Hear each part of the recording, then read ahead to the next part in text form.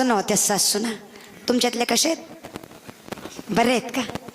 तोंडावंत बरे वाटत त्या नाही. मला नतवाल्या माणसाला लय आवडत्या बरं.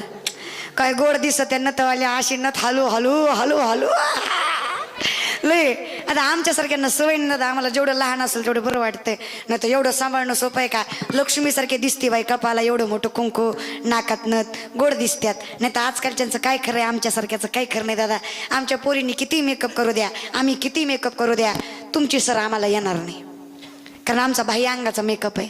मी तर कायम पोरींना सांगते, मेकअप करणं चुकीचं नाही. सुंदर दिसा, अधिकार आहे तो आपला.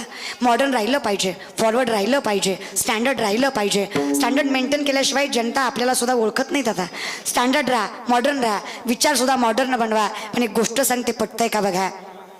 चेहऱ्यावर पडलेला डाग एखाद्या वेळेस झाकून नेता येईल.